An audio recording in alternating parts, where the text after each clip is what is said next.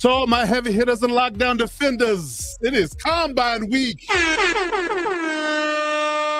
We are here ready to rock and roll. We are here to bring you coverage all week long, Monday through Friday, of the NFL Combine. The NFL Combine starts on Thursday for all the, all the on-field drills. The interviews and talks and things of that nature are going to go on all week, starting today. However, we're going to see on-field activities from Thursday through Sunday.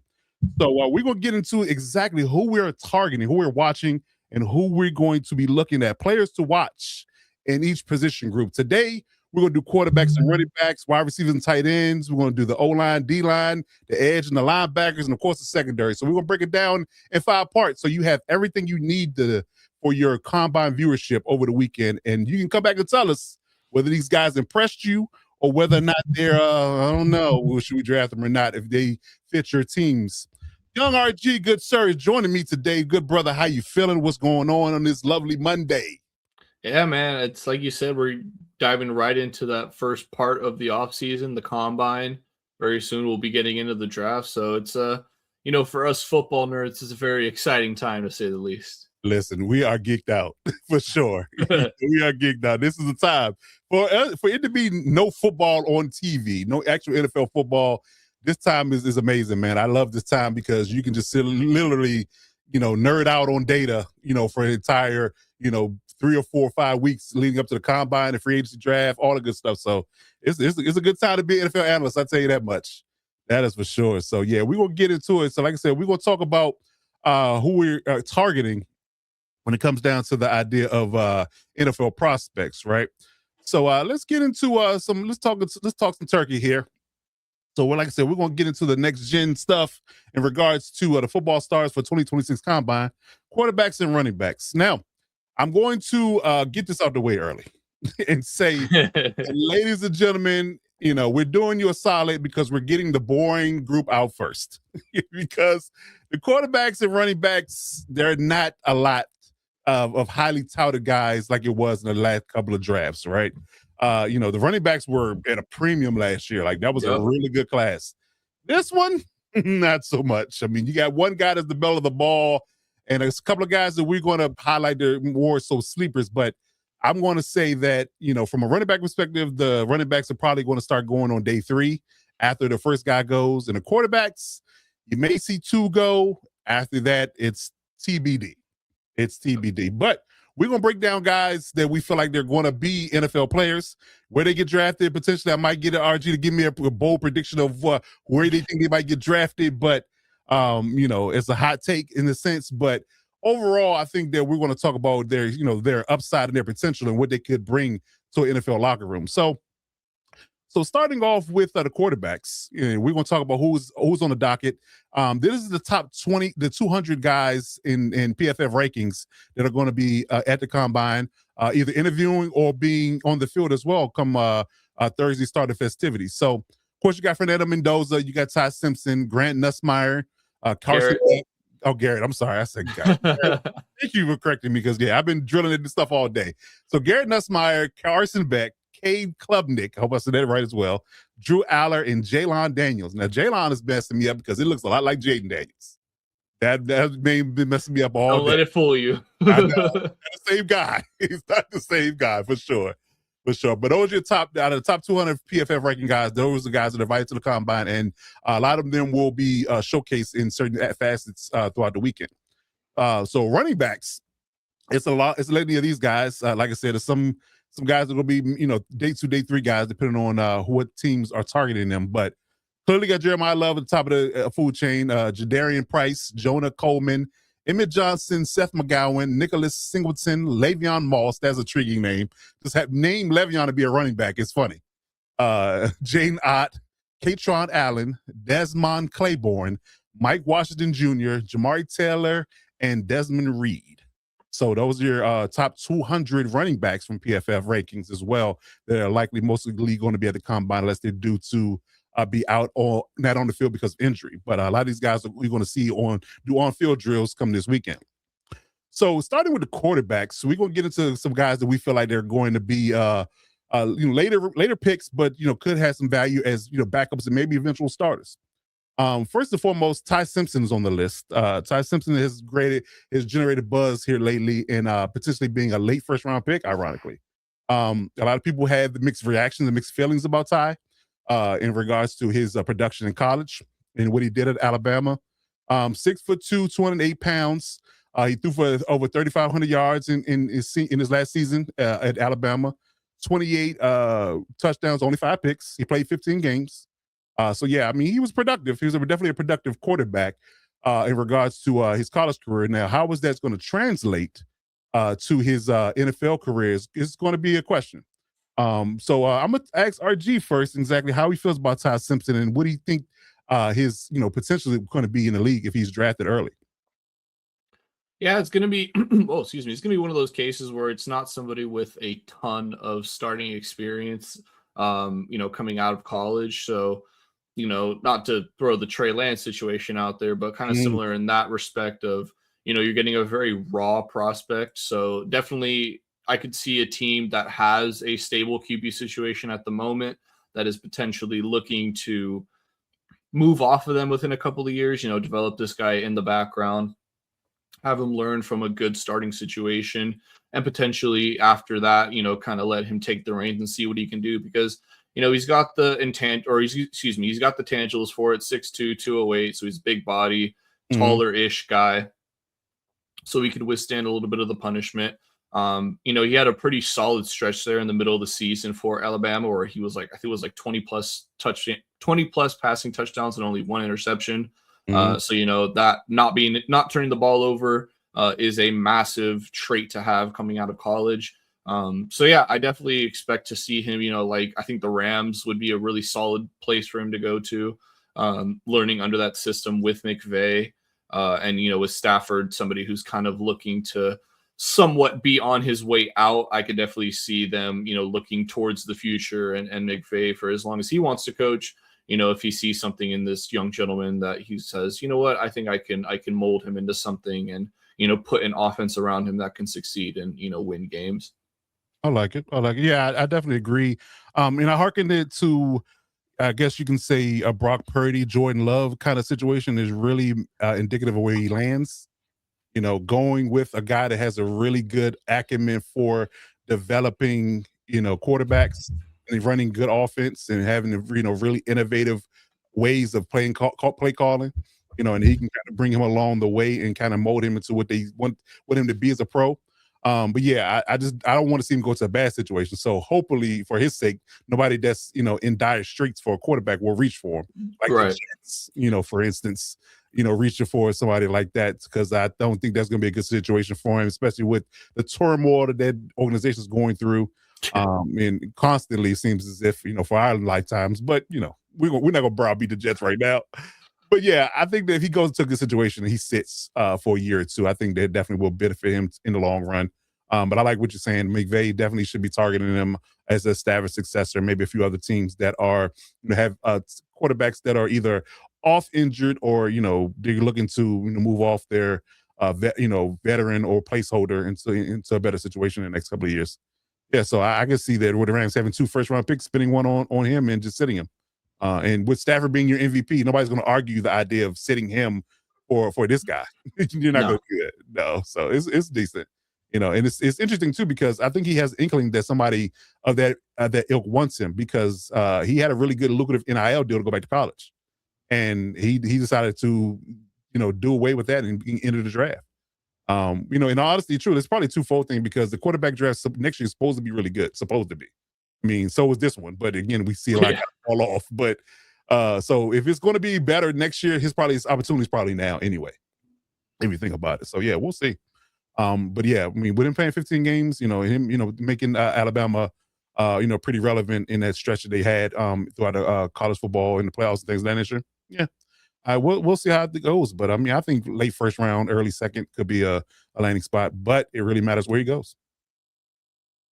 Alrighty, so let's move on to the next guy we're talking about, and that's Garrett. I said Garrett this time. What I say, Grant last time? Garrett, Yeah. Garrett Nussmeyer from LSU.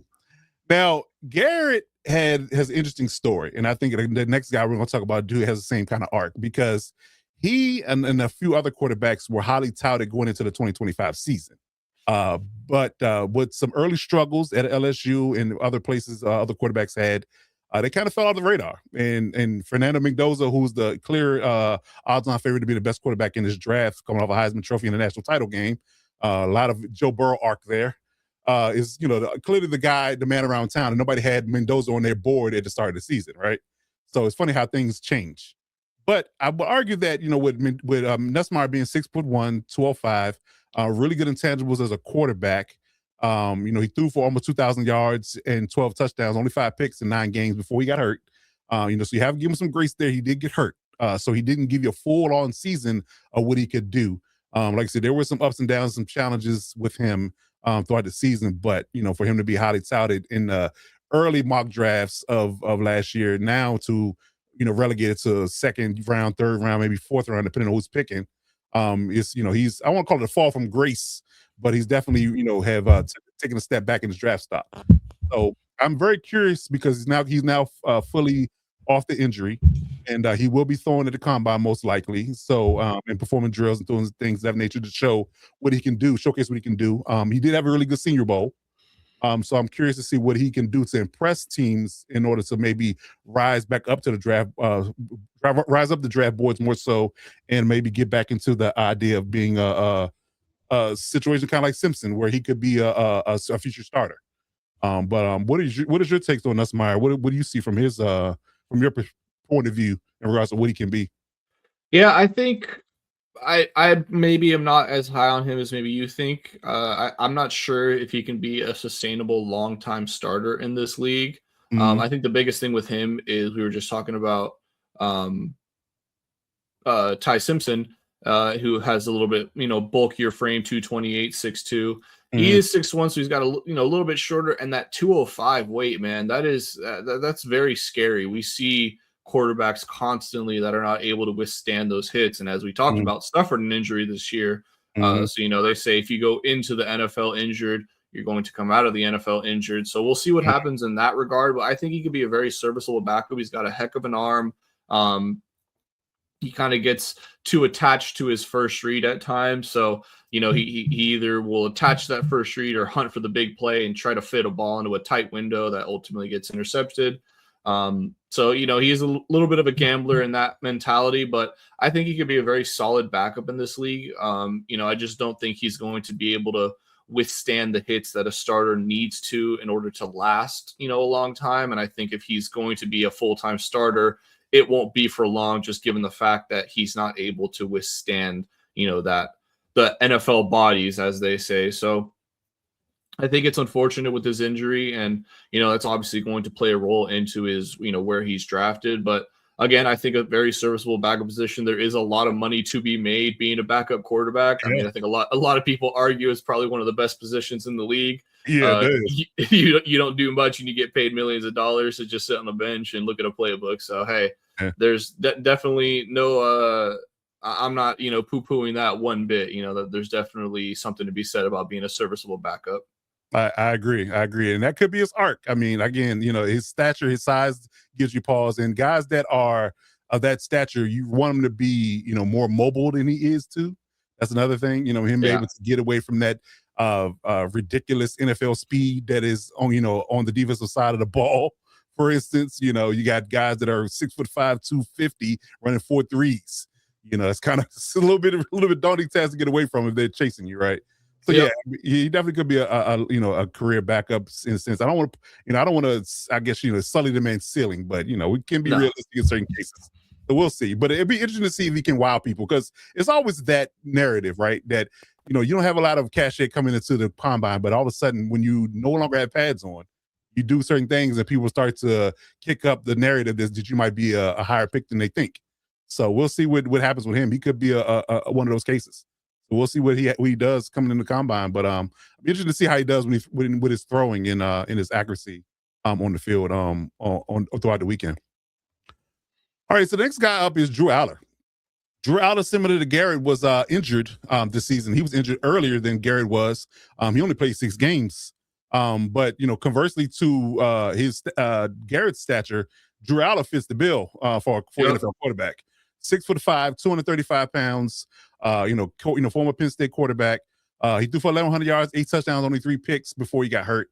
Season-ending injury. And from my understanding, I think he got hurt in October. I think it was a broken leg or ankle. He is fully healed.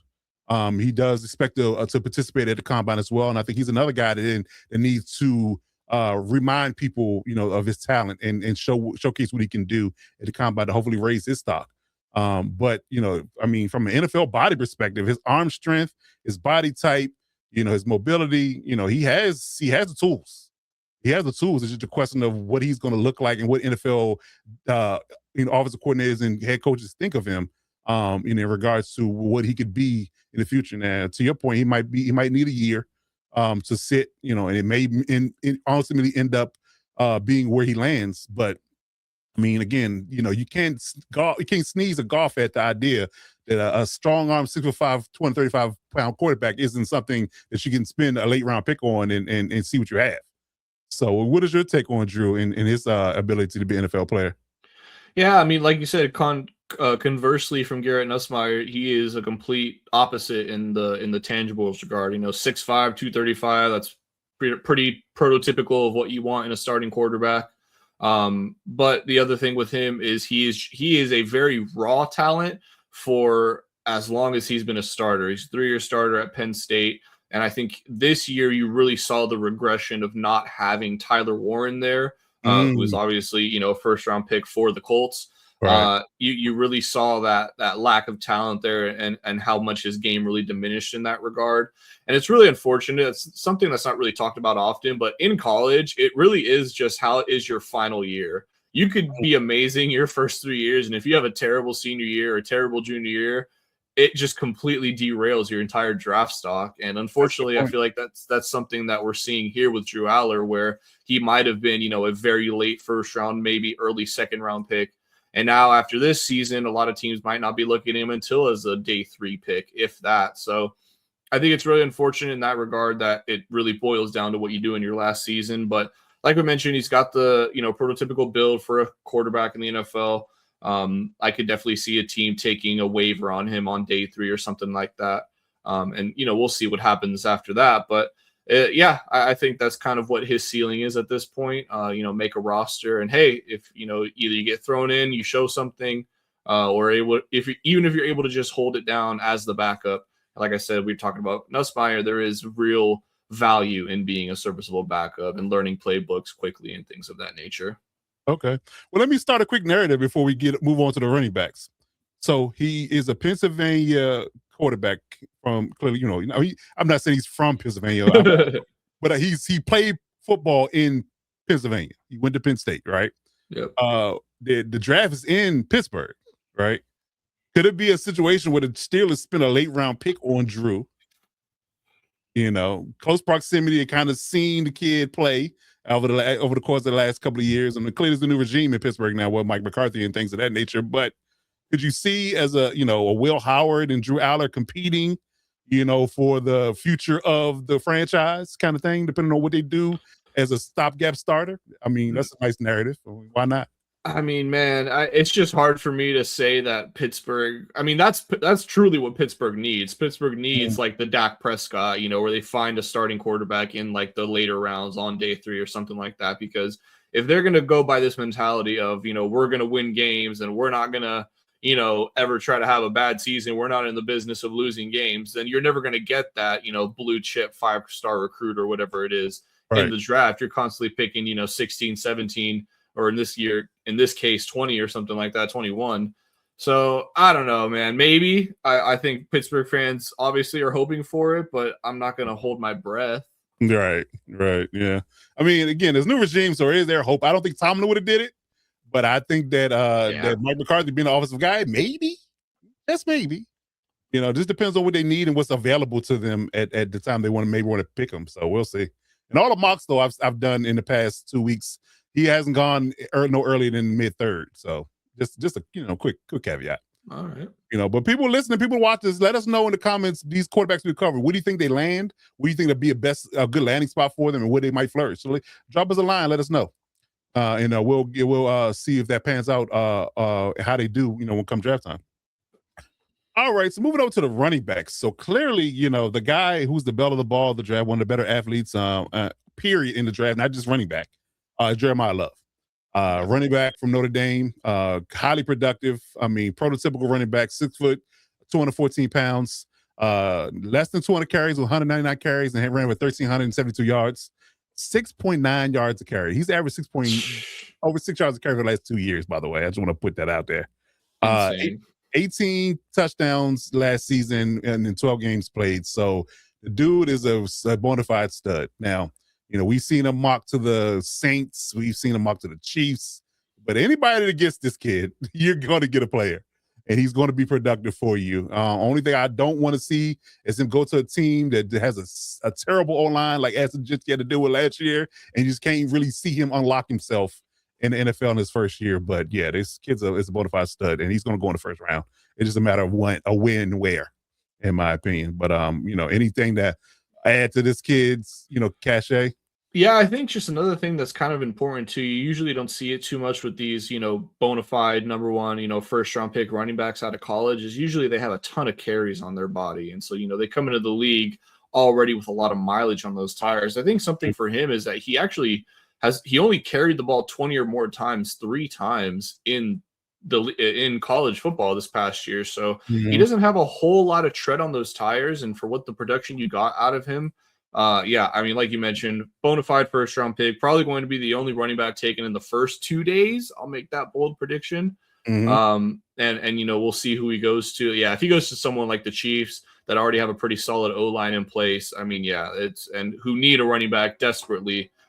You might see the Chiefs have their first 1,000-yard rusher under Mahomes. Good point. That's a good point. And another nugget about this kid: he's only 20 years old. He'll be 21 soon. He's going to be in the league at 21. So you imagine him being in the league for a good 9 years at minimum if he doesn't get hurt at that talent level. Yeah, he's going to be a star. He's going to be a star for sure. It doesn't matter who gets him. That is for sure. So as we preface this at the beginning of the episode, it's not a lot of high end talent from a running back perspective. You just have your ebbs and flows. Last year was a gangbuster of a running back draft. This one not so much.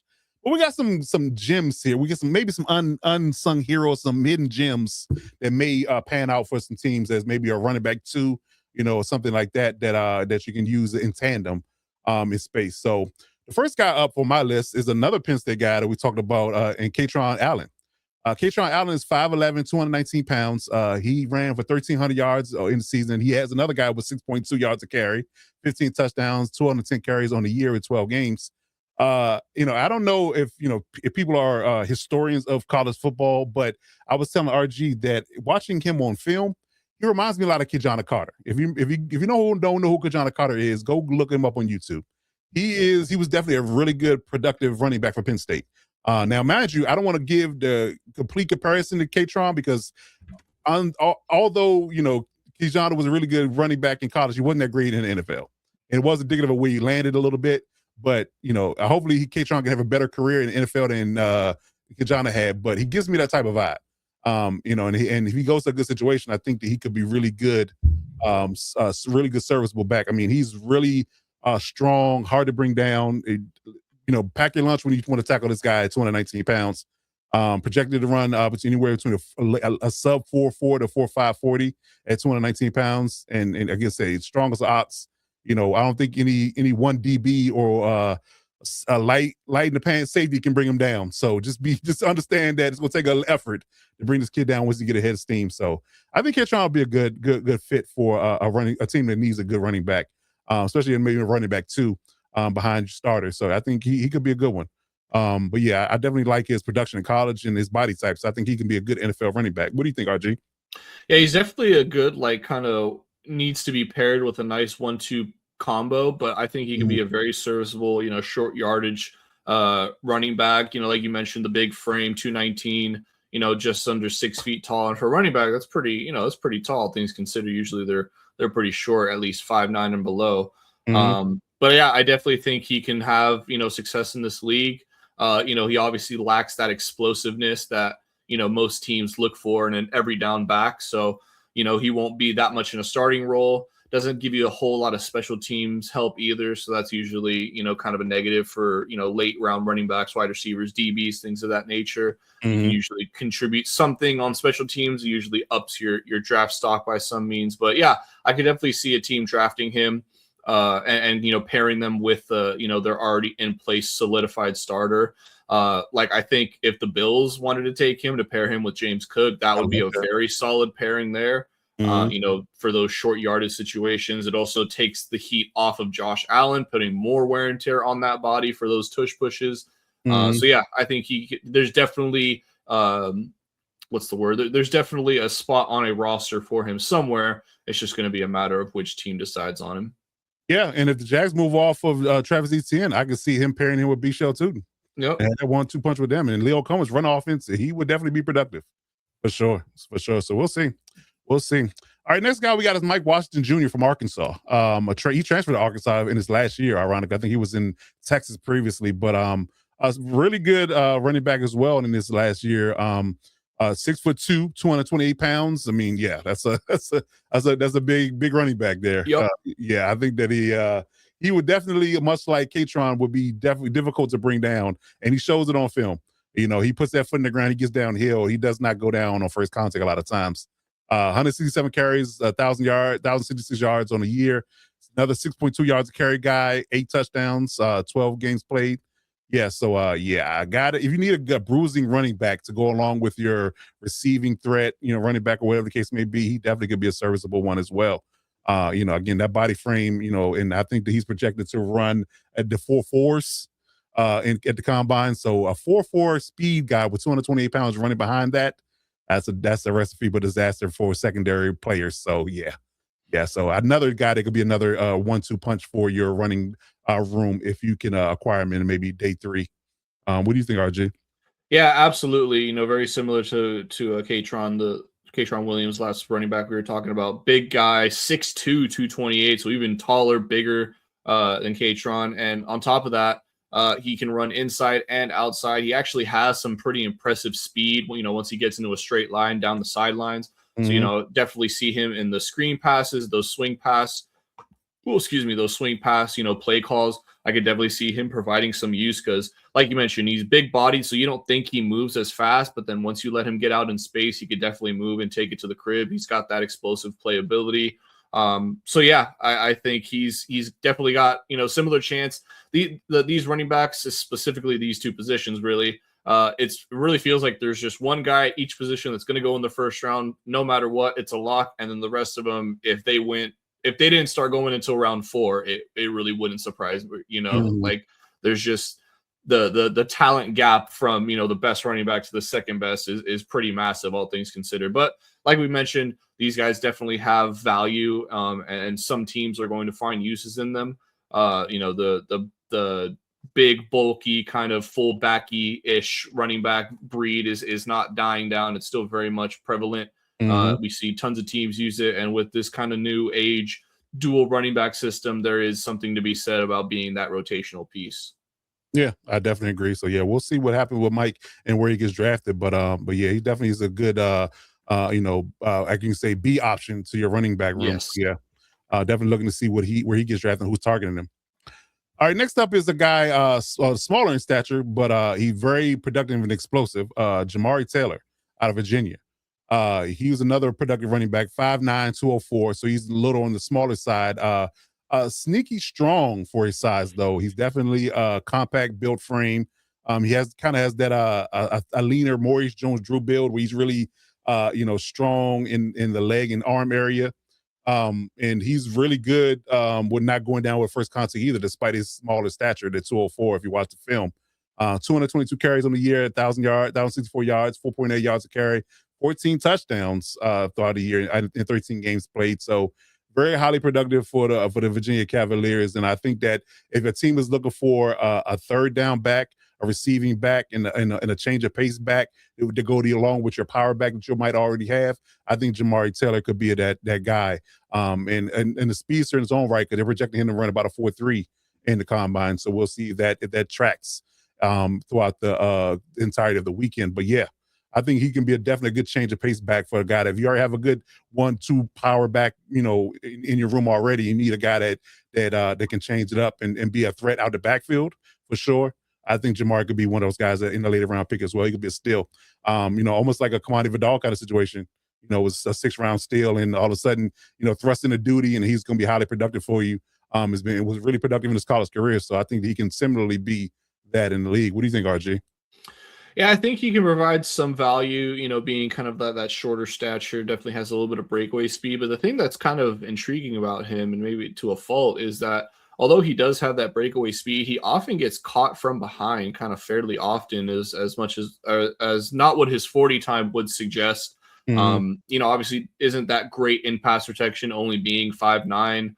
That's another massive thing that, for a running back, especially in these later rounds, that can get you drafted. How are you doing when you're not getting the ball in your hands? On top of Mhm. that, speaking of the passing game, he's not great in terms of running routes, apart from your typical swing and little out routes there on the sidelines, the Mhm. little check down, things like that. So, and it's a very limited sample size being from a, not as big of a school, coming out of Virginia. You're not really seeing him against the elite talent of college football. Mhm. So there's definitely going to be some questions about how he will perform against NFL talent. So we'll see with that regard. But yeah, like you mentioned, definitely could see a team taking a flyer on him. Being that kind of scat back, little gadget player on 3rd down or something like that. I'm Mhm. not sure if he did any kick returns, but with that speed, That's a that good question. so we'll see if he can provide anything in the kick return in the special teams game. But yeah, I think it's I could see him going to like the 5th, 6th round maybe. Okay. Yeah, I definitely see that area of him getting drafted again, to be that gadget guy, the utility back is what he used to call him. Yeah. Utility back. So I'm curious whether or not he has any kick return potential. Don't really see it on his draft card, where his projection card here, but oh yeah, I have to look at that. So I wonder if that's going to be something we can maybe address later on after the combine is over, and if there's something that he might be a fit for. Because like to your point earlier, like you said, other guys don't have that acumen and they can add value. But if he's a special teams guy and he's a speed guy, special teams guy, gadget guy, you can use him in 3 different facets. He definitely could be drafted earlier than we think because of his versatility. So Yeah. we'll see you in that space. But yeah, I mean, I definitely think somebody would take a flyer on one in day 3 in the later rounds and be happy with that pick for sure, for sure. But again, much like the quarterbacks, let us know what you guys think about these guys and from the running back perspective. Let us know what you think they might be drafted, who would be a good fit for them team wise. Drop those lines in the comments, and we'll get back to you in that short order. But as always, this is our first iteration of our combine coverage. Like I said, every day this week on Patreon. Ironically, and speaking of Patreon, we are on Patreon now. We have our own Patreon page for our exclusive content there. Patreon.com/Lockdowndefensesports. So if you want to get in on the action on things that not seen on YouTube, please sign up for that Patreon today.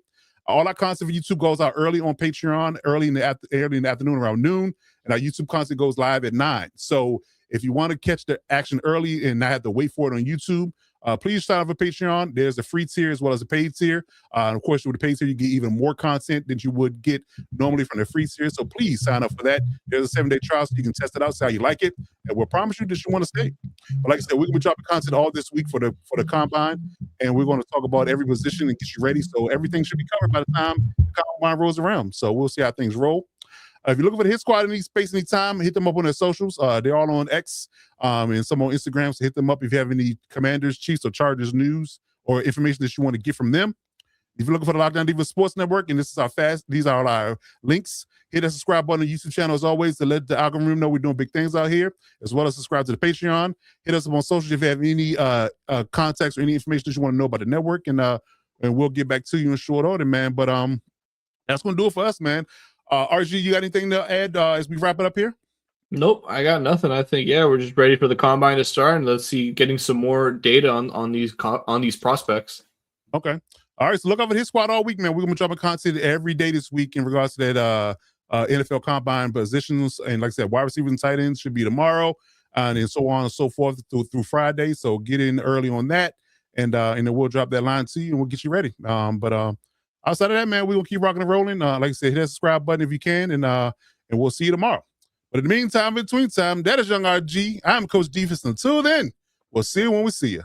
And as always, you got to step up to lock it down.